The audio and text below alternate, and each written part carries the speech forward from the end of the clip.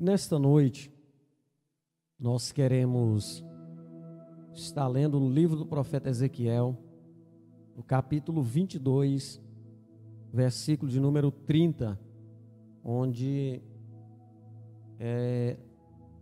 nós estamos tomando por base para todas as pregações dessa série, enfrentando a crise e trazendo o tema, o elemento surpresa.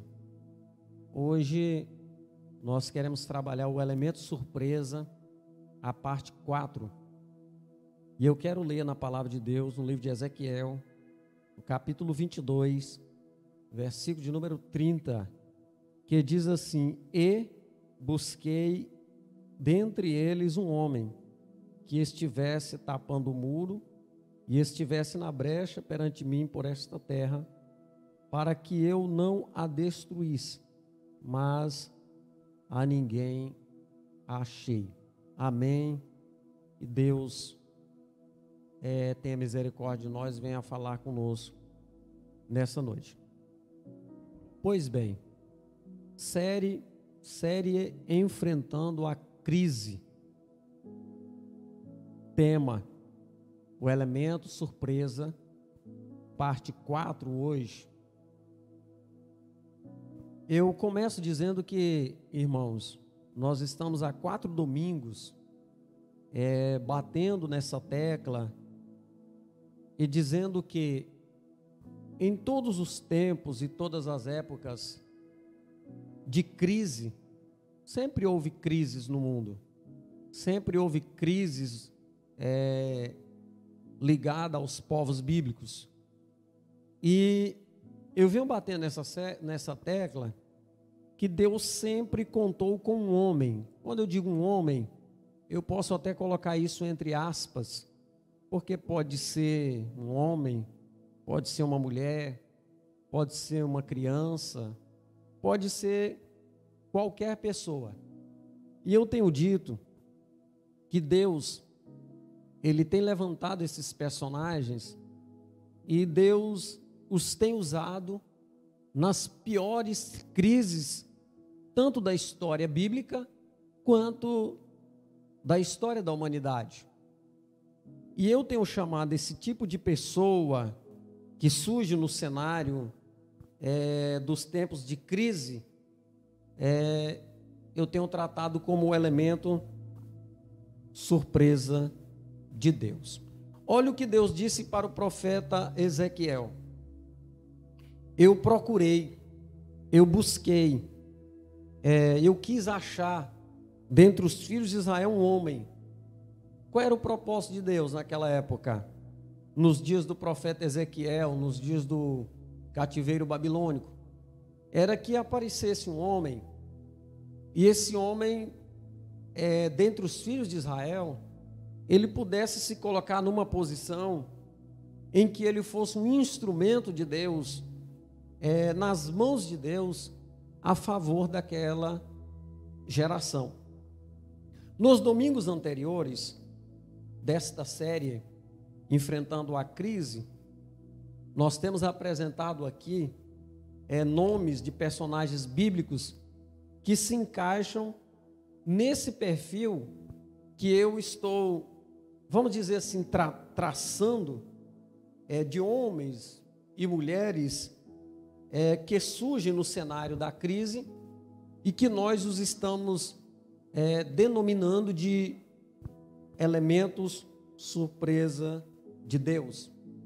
Pessoas preparados ou preparadas por Deus para cada situação, e quando a gente vai observar, parece que essas pessoas elas foram criadas dentro de um modelo, dentro de um perfil, que elas vêm e se encaixam perfeitamente dentro do plano de Deus, onde essas pessoas, elas têm sido instrumentos nas mãos de Deus, instrumentos de solução para a crise, e essas pessoas, elas têm conseguido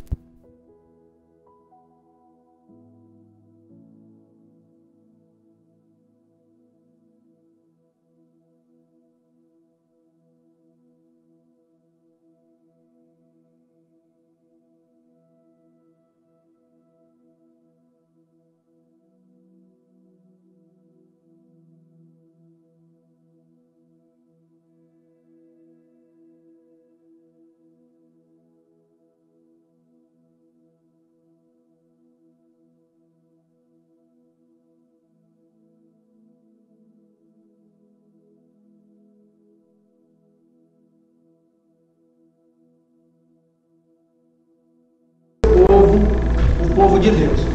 Nós falamos ainda de Gideão, um homem que saiu de dentro de um buraco, de dentro de um tanque, aquele tanque chamado de lagar, para escrever uma história de vitória sobre os exércitos confederados, e ele deu cabo à crise, ou seja, ele consegue vencer toda uma crise.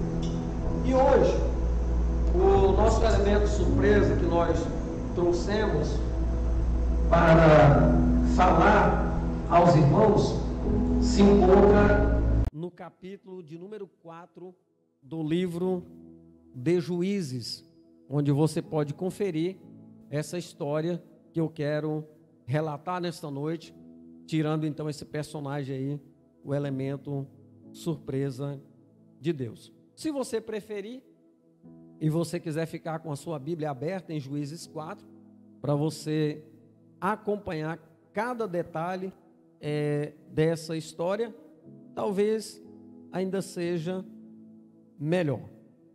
Queridos, então eu quero trazer nesta noite esse elemento surpresa, vamos dizer 4, número 4, né? Por que vamos dizer número 4? Porque nós temos Davi, o elemento surpresa 1, que nós falamos sobre ele aqui. Nós temos Elias, em que nós falamos sobre ele, o elemento surpresa 2. Nós falamos no domingo passado de Gideão. E hoje nós vamos falar de uma quarta pessoa, de um quarto personagem que nos dará lições tão especiais na noite desse dia, extraído do livro de Juízes, do capítulo 4. Talvez você esteja pensando assim, o personagem que o pastor vai falar hoje é sobre Débora, porque aqui no capítulo 4 de Juízes, Débora é uma pessoa de muito destaque, ela é profetisa, ela é a juíza que está julgando as causas do povo de Deus naqueles dias.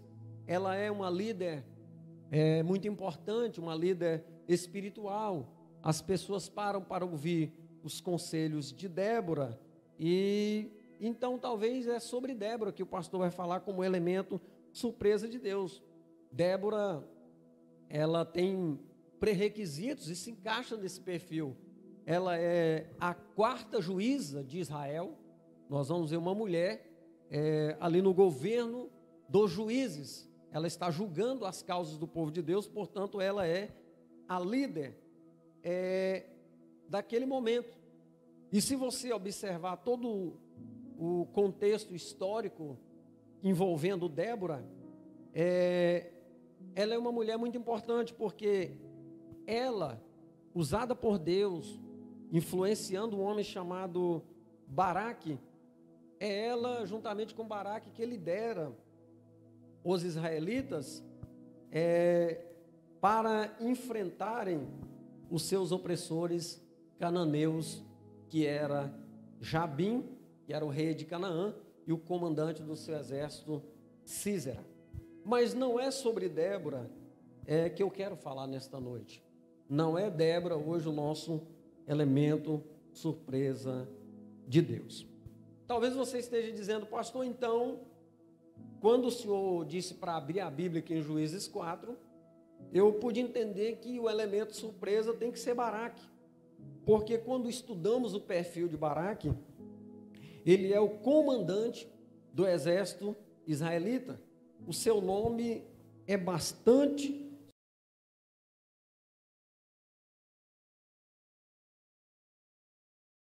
de rapidez. Uma pessoa com um nome assim, certamente nasceu para vencer. E eu digo a você nesta noite, Baraque é sim um homem de Deus, e ele até se encaixa nesse perfil de um elemento surpresa de Deus, porque ele também aparece em um momento de crise. Mas não é sobre Baraque que eu quero falar nesta noite. Talvez você esteja dizendo, então, pastor, então o jogo virou. A vitória não está do lado do povo de Deus. A vitória está do lado dos inimigos do povo de Deus. E talvez, se você olhar minuciosamente o texto bíblico, a história do momento, você vai pensar que o destaque aqui que o texto vai dar é para Jabim, rei dos cananeus. Por quê? Porque ele é o rei, e o texto aqui deixa claro que ele possui ali uma frota, de 900 carros de ferro ou de guerra. Ele tem um exército muito poderoso, e ele tem ali o seu general do exército, e eles ali tratam o povo de Deus com muita violência naqueles dias. Mas eu digo para você que Jabim, ele não é o elemento surpresa de Deus desse texto. Então você está dizendo assim: pastor, não é Débora juiz, uma mulher de Deus, não é Baraque, que é um líder, e ele tem estratégias militares, e não é Jabim, rei dos cananeus, que é opressor do povo de Deus. Então aí dentro desse texto agora, o homem mais importante, depois de todos esses nomes supracitados que o Senhor disse, nós só temos Sísera. Sísera, capitão do exército dos cananeus. Mas eu quero dizer para você nesta noite, que Sísera, ele também não se encaixa no perfil para ser um elemento surpresa de Deus. Se não é nenhum desses personagens, se não é Débora, se não é Baraque, se não é Jabim, se não é Sísera, nenhum desses nomes supracitados, sendo que todos eles compõem a história aqui, o contexto da história de Juízes 4, quem pode ser? Irmãos, e lendo a Bíblia, eu encontrei nesse texto, nessa história, um elemento surpresa de Deus, e é uma mulher. E eu quero apresentar-lhes Jael, uma mulher que é o elemento surpresa de Deus, que nós vamos muito aprender com ela. Quem é Jael? Quem é essa mulher? O que ela tem de especial?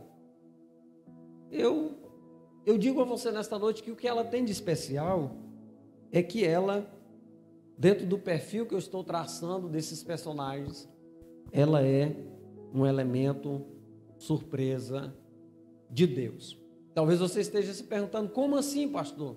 Porque em outros lugares da Bíblia eu não vi ninguém falar sobre Jael, eu não vejo os pregadores pregar sobre esta mulher, eu não vejo menção dessa mulher em outros textos, não vejo conexão em nenhum dos outros textos da Bíblia, nem posterior ou anterior, ligados ao nome desta mulher. Pois é por isso que ela se encaixa como elemento surpresa de Deus. Meus amados irmãos, o que é que está acontecendo no capítulo 4 de Juízes? No capítulo 4 de Juízes está estabelecida uma grande crise. E que crise era essa? A Bíblia diz que o rei dos cananeus, chamado Jabim, juntamente com o general de exército dele, o comandante do seu exército, chamado Sísera, eles se juntaram e eles conseguiram subjugar o povo de Deus. E eles conseguiram tornar Israel tributários a eles. Diz que eles tinham 900 carros de ferro ou de guerra, um exército poderoso, e ali eles oprimiram o povo de Deus, diz a Bíblia, por 20 anos. 20 longos anos. Note você que 20 anos não é pouca coisa, são 2 décadas. Dentro de 2 décadas, dentro de um período de 20 anos, muita coisa acontece. Uma criança que nasce se torna adulto, a história muda, a geografia muda, o comportamento muda. Então, foram 20 anos de cativeiro, 20 anos de perseguição, 20 anos de crise. E tudo acontecia debaixo da mão do grande comandante de guerra, o cruel impiedoso Sísera. Por que o nome dele é Sísera? Porque quando você pega uma palavra em que o S, a letra S, está no meio de duas vogais, tem som de Z. Então não é Cícera, é Sísera. Então Sísera era ele que comandava as pelejas de seu senhor. Ele era o general de guerra, ele era o cara. Era ele que fazia acontecer, era ele que mantinha aquele povo sob domínio amedrontado. Porque ele ia com seu exército, ele ia com aqueles carros de guerra, 900 carros, é muita coisa para aquela época. Era um exército muito preparado e esse homem era impiedoso. Mas eu gostaria que você gravasse esse nome hoje, Sísera. Por que eu quero que você grave esse nome nessa noite? Porque Sísera é o tipo de pessoa que vai dar glória à derrota em um instante muito rápido. A morte dele, historicamente falando, quando se registra a morte dele na Bíblia, para a época, foi um ato de humilhação. Um homem morrer pelas mãos de uma mulher, para aquela época, em um mundo daquele machista, era a coisa mais terrível. Talvez se ele soubesse disso, ele preferiria se matar do que deixar uma mulher matá-lo. Ele não queria entrar para a história como um general de guerra que morreria pelas mãos de uma mulher. As pessoas comentariam: você lembra de Sísera, o grande general dos cananeus? Sim, ele morreu pelas mãos de uma mulher. E mais, uma simples camponesa. Mas tudo bem. Talvez você esteja se perguntando: e onde Israel entra nessa história? Vamos por partes. Vamos pela sequência dos acontecimentos. 20 anos de sofrimento. O escritor do livro de Juízes diz que Débora julgava Israel naquele momento. A gente buscando a história, Baraque, ele é um líder juntamente ali com Débora, mas ele é mais na área militar. E Débora, ela agora chama Baraque e diz: Baraque, é o seguinte, chegou o tempo de Deus dar vitória para o seu povo.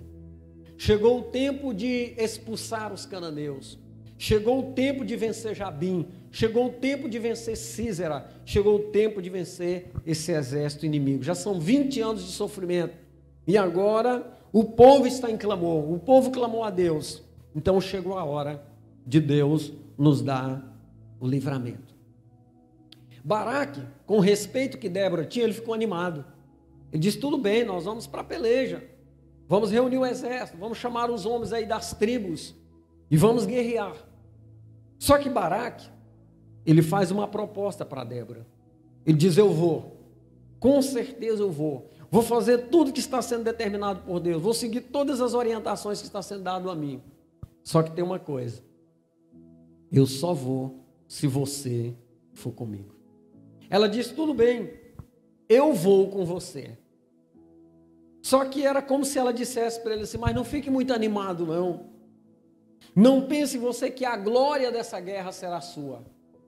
Olha o que ela diz: certamente irei contigo, porém não será tua a honra pelo caminho que levas. Ou seja, Deus vai dar a vitória, mas a glória não será tua. Não é o seu nome que vai aparecer na história. Aí olha o que ela diz: pois à mão de uma mulher o Senhor venderá a Sísera. Ou seja, pelas mãos de uma mulher é que esse grande general vai tombar. Mas você vai notar que ela profetiza que Deus vai usar uma mulher que vai aparecer em um momento aí da história, que vai ser conhecida, mas você vai notar que essa profetisa e juíza, ela não disse quem era, ela não dá detalhes de quem é essa mulher, de onde essa mulher era, qual o endereço dela, qual o nome dela, não, ela só diz que Deus vai fazer tombar aquele grande general pelas mãos de uma mulher. É por isso que eu estou dizendo para você que ela é o elemento surpresa de Deus. Talvez nem essa mulher sabia que ela seria usada nesse momento, mas ela estava sendo preparada por Deus para esse momento, para essa guerra, para essa vitória nesse momento de crise. E na hora certa de Deus, aquela mulher, ela estaria no lugar certo e ela agiria de forma certa. Deixa eu falar uma coisa para você nesta noite. Não basta apenas você estar na hora certa. Não basta apenas você estar no lugar certo. Você precisa estar na hora certa de Deus, no lugar certo e fazer o que é certo naquele momento para mudar a história. Tudo bem. Então tudo acontece dentro de um planejamento de Deus. Deus usou Débora para animar Baraque. Baraque reúne o exército. Baraque entra em guerra com os cananeus. A peleja se agrava e aquele exército inimigo começa a perder. Quando aquele general de guerra observou que os seus soldados valentes estavam tombando naquela peleja, experiente de guerra que ele era, ele entendeu que não tinha como eles vencer aquela peleja. Ele entendeu que havia uma força sobrenatural que estava lutando contra eles. E a Bíblia vai dizer para nós que o exército de Baraque, ele vai triunfando, vai destruindo os inimigos. E quando Sísera, general, comandante do exército de Jabim, dos cananeus, ele vê que estão perdendo a peleja, ele foge. Irmãos, as coisas de Deus, elas são cronometradas, preparadas de uma forma que nós não entendemos. E ele foge. E para onde ele vai? Ele vai para uma região onde morava a família de Jael. E a Bíblia diz que quando Jael sai da tenda, quem que ela encontra? O grande general dos cananeus. Ela olha para aquele grande homem de guerra que vem fugindo da peleja, cansado, com sede, afadigado, assustado. Ela diz: meu senhor, abriga aqui na minha tenda, deita aqui na minha tenda, descansa, fique tranquilo que eu vou ficar de guarda aqui na porta da tenda. Aquele general tem aquela mulher por bem-aventurada. Oh mulher, que bênção, que maravilha, você abrir a porta da sua casa para me guardar o comandante de guerra dos cananeus. Eu sou Sísera, você sabe quem eu sou? Ela disse: sei muito bem quem o senhor é. Conheço a sua história, as opressões de 20 anos do povo de Israel, todas comandadas pelo Senhor e por seu exército. É claro que ela não disse isso. Eu conheço o Senhor, pode deitar, fica tranquilo, descansa na minha tenda. Ele se deita e tal, né? Pede água, ela dá leite, não sei o mistério desse leite. E a Bíblia diz que ele dorme. Ele estava cansado e ele dorme. E ele dorme um sono profundo. E Jael, essa mulher que era o elemento surpresa de Deus para esse momento. O exército está lá lutando, vencendo, matando os inimigos. E perguntando onde está o general do exército, e ninguém acha. E a Bíblia diz que Jael, ela pega uma estaca, certamente um instrumento pontiagudo. Ela pega um martelo e ela tem coragem, porque uma mulher, para ir matar um general de guerra, tem que ter coragem. E ela, a Bíblia diz que ela coloca a ponta daquela estaca nas têmporas do comandante cananeu. As têmporas é essa parte lateral da nossa cabeça aqui, entre os olhos e as orelhas. Certamente ele estava deitado de lado. E ela coloca a ponta da estaca nas têmporas do general. E ela é fria. E a Bíblia diz que ela pega um martelo e a Bíblia diz que ela crava a ponta daquela lança, daquela estaca, nas têmporas dele, ou seja, atravessa de um lado para o outro e bate o martelo e finca na terra a cabeça do general. Pá!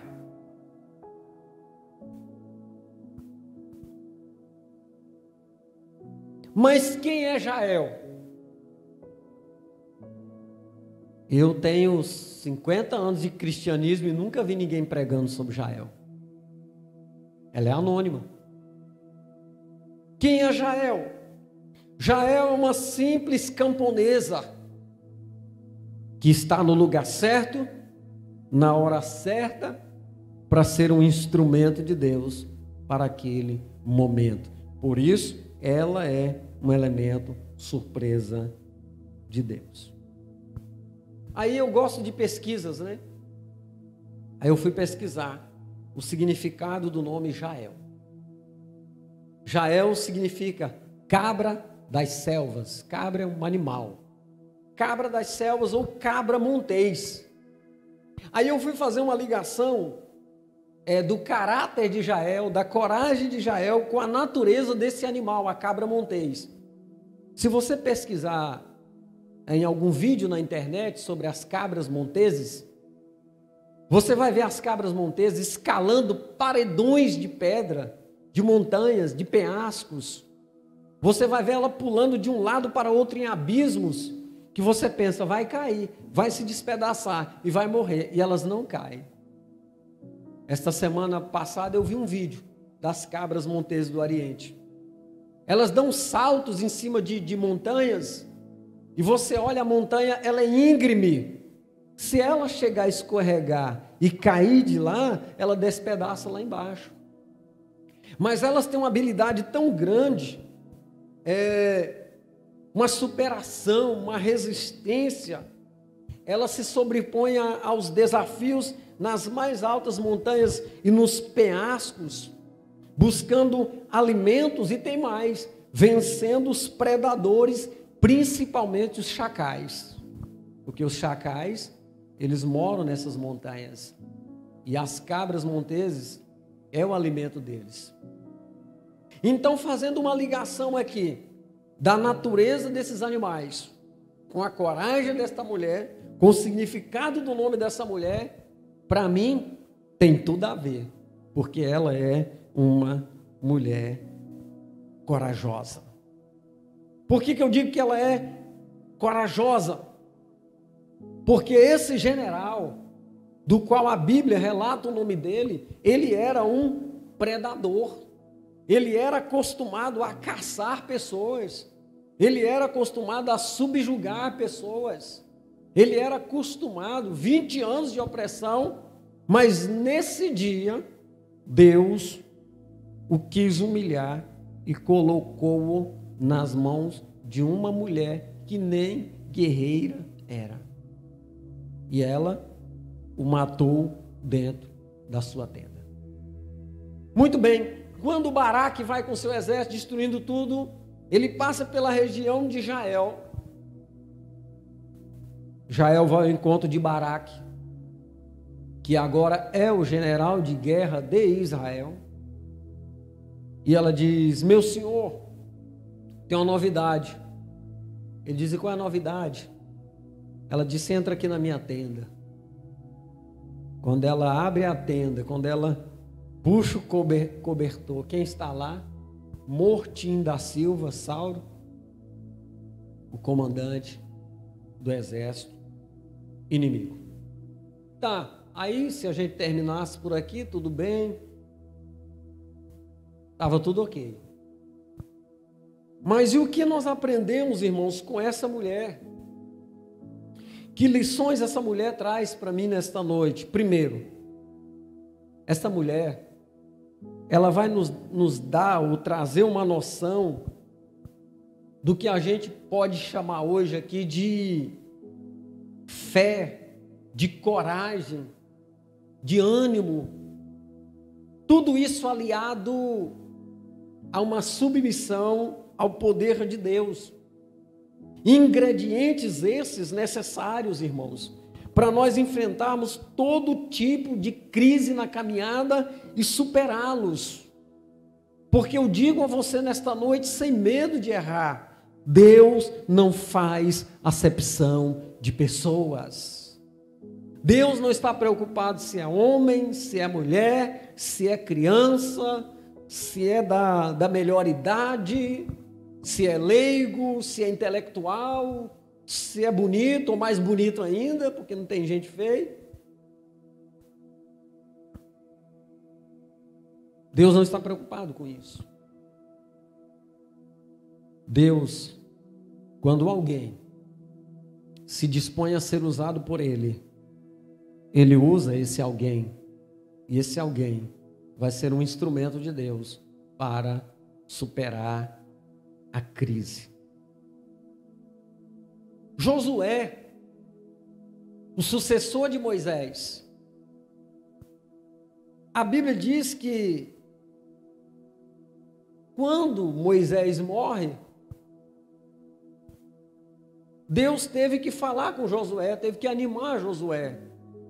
E eu acho isso interessante e natural. Eu penso que qualquer pessoa no lugar de Josué estaria temeroso. Ou você acha que não?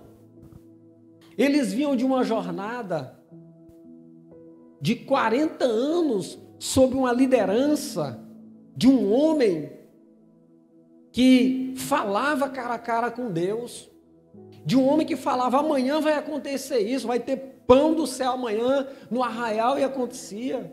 De um homem que falava: Deus falou para mim que vai mandar carne, e Deus mandava. De um homem que estendeu o seu cajado, falou e o mar se abriu. Moisés, o grande líder.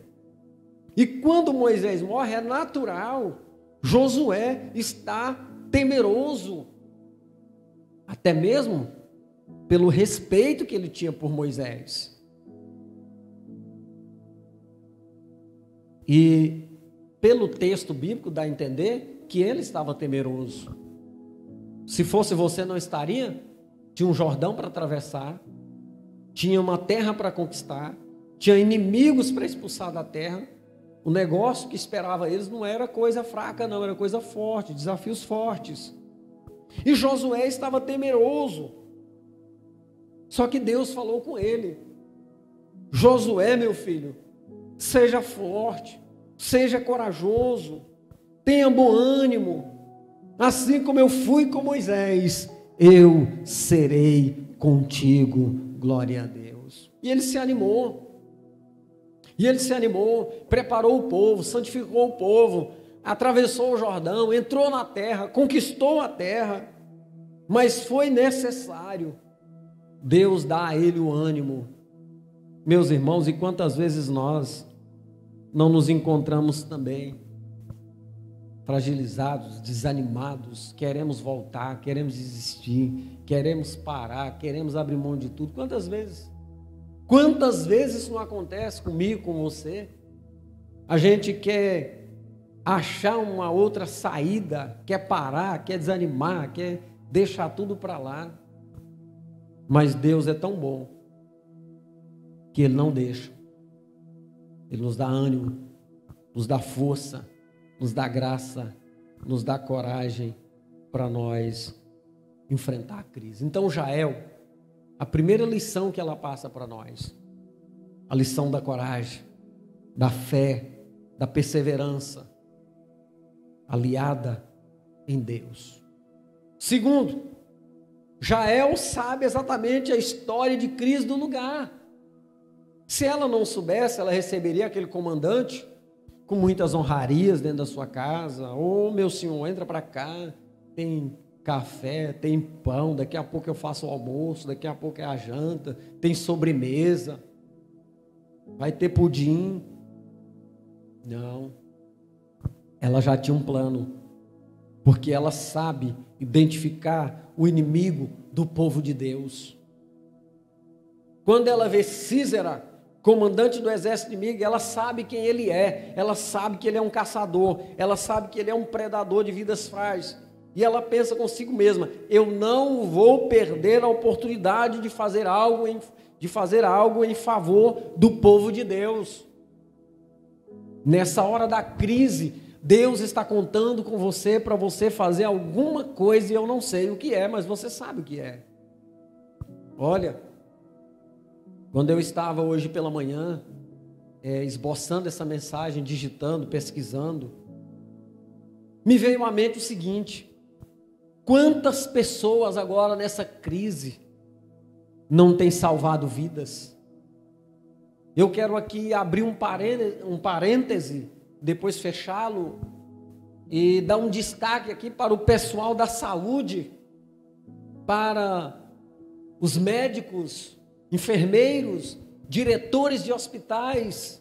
Essas pessoas têm se desdobrado e elas têm amado essas pessoas que estão lá nos hospitais. E aqui eu fecho esse parêntese. Quantas pessoas não têm feito o trabalho social, dividindo o pão com aqueles que não estão tendo? Quantas pessoas, quantos vídeos de pessoas que eu vi fazendo campanhas e correntes de orações em várias cidades do Brasil, em frente aos hospitais. Glória a Deus por isso. São pessoas como Jael, que saem do nada, anônimas, não têm seguidores nas redes sociais, não têm milhões de curtidas, mas estão fazendo alguma coisa em favor do próximo e do reino de Deus. Glorificado seja o nome do Senhor. E por falar em rede social, eu quero trazer um alerta para você nesta noite. Longe de mim te exortar ou te doutrinar ou querer obrigar você a seguir o que eu vou dizer. Quando eu estava preparando esta mensagem pela manhã, quando eu cheguei exatamente nesse ponto aqui, Deus falou comigo. O que Deus falou com o Senhor?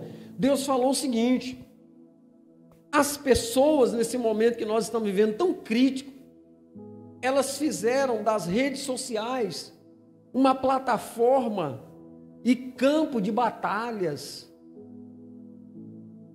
lugar de desabafo, acusações contra a igreja, contra líderes, divulgações disso e daquilo, depreciação do próximo, da família do próximo, debates religiosos que não vão levar a lugar nenhum, saiu do nada para lugar nenhum.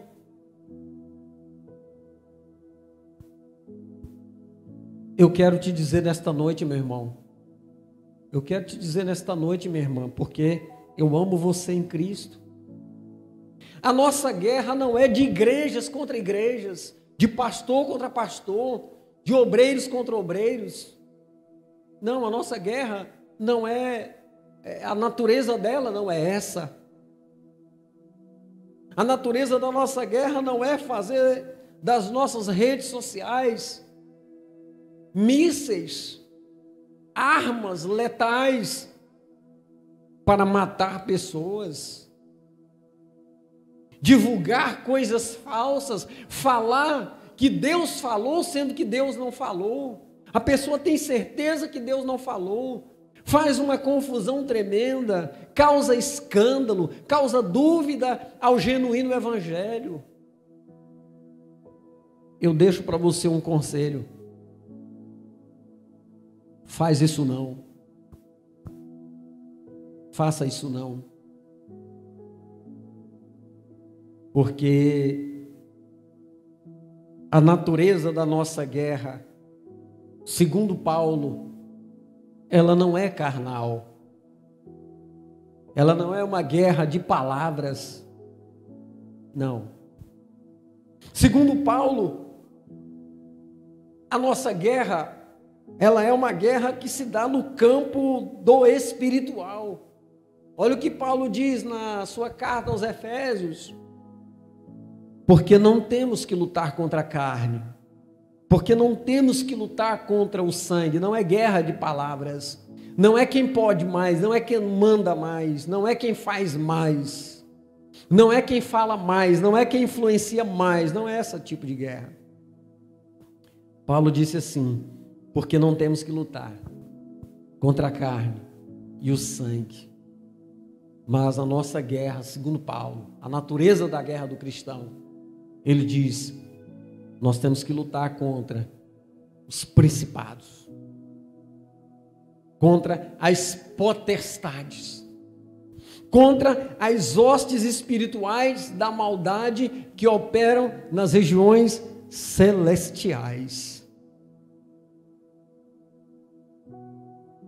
Essa é a guerra. Não é uma guerra de palavras. Não é uma guerra de briga de religiões. Não é uma guerra de quem é mais santo, quem é mais espiritual, quem aparece mais, quem tem mais visão. Não. Sabe o que eu estou vendo? As pessoas estão querendo aparecer. As pessoas estão querendo aparecer. E hoje, a pessoa vai lá, grava um vídeo, diz que viu o anjo, viu o arcanjo, viu Miguel, viu Gabriel. E ali um monte de pessoas começam a seguir. Outro vai lá e diz, dia não sei tal vai acontecer isso, a metade da terra vai desaparecer. Pelo amor de Deus, chega de transmitir e desejar desgraça, meu irmão. Será que já não basta para você o que está acontecendo, você ainda quer mais? Profetas da desgraça, que só quer ver morte, pelo amor de Deus. E é tanta coisa. Vai acontecer isso, a terra vai abrir, vai engolir 30%, 60%, meu Deus, pelo amor de Deus, essa não é a nossa guerra, não é a natureza da nossa guerra. A nossa guerra, Paulo diz, é contra os principados, é contra as potestades, é contra as hostes espirituais da maldade que operam nas regiões celestiais. Para vencer a guerra da terra, é preciso vencer no mundo espiritual. Ou nós vencemos no mundo espiritual, ou nós não vencemos aqui na terra. E de outra forma, ou qualquer outra coisa que alguém disser para você, é tempo perdido, é balela, é jogar conversa fora, jogar conversa fiada. Você já ouviu falar em conversa fiada? É isso aí. Então, Jael, eu disse a você, primeira lição, coragem, fé, ousadia na crise. Segunda, ela conhece o inimigo. Pegue as suas armas de guerra que você está usando nas redes sociais para depreciar irmãos, igrejas, pastores, lideranças. Pegue essas armas tuas e vai para as regiões celestiais. Vai para as regiões celestiais que você vai ganhar muito mais. Se você puder. Se você não puder, não aponte-a para ninguém. Em terceiro lugar, Jael, essa mulher que sai lá de dentro da sua tenda para ter uma grande vitória, para dar uma grande vitória para o povo de Deus, ela chama a responsabilidade para si. Jael não colocou o general lá dentro da sua casa deitado na tenda e ficou lá pensando, e agora o que eu faço? Eu vou atrás de Baraque, eu vou atrás de Débora, o que eu vou fazer agora? Com esse grande triunfo dentro da minha casa aqui, esse general inimigo aqui. Não, ela disse, não tem outra coisa a fazer não, é eliminar o problema, é matar esse cara agora, eu vou matar ele agora. Deixou ele dormir, quando ele já estava do terceiro para o quarto sono já, né? Ela pega aquela estaca e desce nas têmporas dele, atravessa seu crânio e finca a cabeça dele na terra como um grande troféu da vitória do povo de Deus. Só que eu estou dizendo para você, a guerra hoje já não é mais com armas materiais. Não vai pensar, o pastor disse que eu tenho que sair por aí agora matando os inimigos. Eu digo para você que você não deve nem matar os seus inimigos e nem orar para Deus amaldiçoar eles. Você deve orar para Deus abençoar os seus inimigos, é o que a Bíblia manda. O evangelho é diferente. Então, Jael, essa mulher aqui que eu nunca tinha pregado sobre ela, nunca tinha ouvido uma pregação sobre ela. Esta mulher é o elemento surpresa de Deus. Quando aquela guerra termina, quando tudo termina, no capítulo 5 de Juízes, depois você lê, Débora, ela pronuncia um cântico, e ela vai cantar aquela vitória. Aí ela fala de Jael. Jael entra no cântico de Débora. Ela diz, aquela mulher fantástica, abençoada, aquela mulher deu a vitória para o povo de Deus. E agora você já pensou a biografia desse general de guerra? O exército perdeu, o rei perdeu, os cananeus perderam. E alguém agora vai escrever as crônicas da guerra dos cananeus, os cronistas, né? Porque tinha os cronistas que registravam a história do reino. E o cronista vai registrar lá nas crônicas agora do rei Jabim de Canaã, porque tem que registrar a história para passar para as outras gerações. E o cronista agora escreve: o exército de Canaã sai numa grande peleja contra Israel. Israel é liderado por uma mulher, por uma juíza chamada Débora e por um comandante de guerra chamado Baraque. Mas o nosso grande general, ele tombou pelas mãos de uma mulher, Jael, uma camponesa. Ponto. Acabou. Eu quero terminar dizendo para você que você é o elemento surpresa de Deus para essa geração, fazendo o que você faz, não precisa querer fazer outra coisa, não precisa você querer ser mais santo do que ninguém, passar na frente de ninguém, sendo o que você é. Pastor, eu estou orando, glória a Deus por isso. Estou lendo a Bíblia, estou fazendo a minha parte, estou cuidando aqui da minha igreja, sou músico, estou aqui louvando o Senhor, estou fazendo o meu trabalho, estou continuando. A crise está aí, mas nós estamos atravessando. Nós somos os guardiões da verdade, profetas de Deus para uma geração em crise. Somos anônimos. Quem é o Marcos Lauro? Marcos Lauro, menino pobre, da periferia, que morava na rua Benedito Almeida Campos, em Uruaçu, o nome dessa rua foi até mudado, e que corria descalço, debaixo de pé de laranja, pé de limão, e à noite tinha que tirar os espinhos do pé, tanto que pegava espinho, que corria descalço. E que cedo da manhã, o café da manhã, era uma lata daquelas de tinta redonda de 3 litros, cozinhada, cheia de macaúba cozida. Oh, mas eu gosto de macaúba. E ali a gente comia muita macaúba. Quando não era macaúba, era coco babaçu. E assim nós fomos rompendo toda a crise. E é de lá que Deus nos tira. E Deus tirou você também de algum lugar, talvez mais ou menos assim, ou talvez mais terrível, ou talvez melhor, não tem problema. Isso não importa para Deus. Deus chama aqueles que estão na periferia, Deus chama também aqueles da elite. Deus não faz acepção de ninguém. Nós precisamos parar com esse negócio de dizer que Deus é o Deus só dos coitados. Não, Deus é o Deus de todos. Deus chama o pobre, o mendigo, mas Deus também chama na elite. Lá da elite, porque Deus ama a todos. Deus chama os bonitos, porque não existe gente feia, e chama os lindos também, né? Então, eu quero falar para você concluindo. O Deus que levantou a Davi, como eu preguei aqui na primeira mensagem. O Deus que levantou Elias, o elemento surpresa para Israel. O Deus que levantou o Gideão.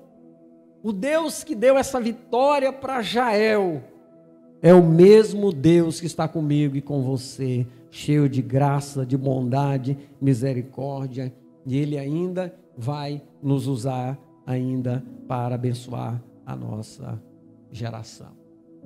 Amém? Eu quero orar para nós estarmos encerrando. Que Deus abençoe você que acompanhou essa live. Vai nos desculpando. Nós estamos aqui em um processo de adaptação de algumas mudanças que foi feita no som da igreja para a transmissão de lives. E estamos ainda em fase de adaptação. Aqui e acolá acontece alguns transtornos, como aconteceu hoje, mas isso não é problema. Isso não é problema nenhum. Eu sei que você adorou a Deus, sei que você entendeu o culto dessa noite. E o nosso objetivo é só isso: adorar o Senhor. Que Deus te dê uma semana de paz, uma semana abençoada, uma semana cheia da graça do Senhor Jesus. Maravilhoso Deus, nós agradecemos ao Senhor por tudo nesta noite. Oramos e continuamos profetizando que nós somos, meu Deus, instrumentos nas mãos do Senhor. Abençoa a tua igreja, abençoa os teus filhos. Dá uma semana abençoada para os teus filhos. Abençoa o musical Nova Geração, meu Deus, que tem trabalhado com esforço, com ânimo. Abençoa o departamento de comunicação, a vida do diácono Ezequiel, Marcos Rafael, do Samuel, que faz esse trabalho técnico, Pai, enfrentam tantos desafios aqui, a responsabilidade é tão grande, mas abençoa eles. Eu sou grato ao Senhor pela vida deles, ó Pai. Meu Deus, as nossas vocalistas, meu Deus, abençoa Isabela Maracaípe, Isabela Fernanda, a irmã Ellen, meu Deus, a irmã Miquele, em nome de Jesus, Pai. Cobre as tuas filhas com o santo sangue do Calvário. Abençoa o Gabriel, Senhor Deus, o nosso líder do musical Nova Geração. Abençoa, meu Deus, o teu povo. Meu Deus, em nome de Jesus, a tua igreja, Pai. Continua fortalecendo e derramando a tua graça, dando uma semana abençoada na presença do Senhor, em nome de Jesus. Amém. Que o amor de Deus, a graça do Senhor Jesus, a comunhão e as santas consolações do Espírito Santo seja com todo o povo de Deus na terra, não só hoje, mas sempre. Todos dizem amém.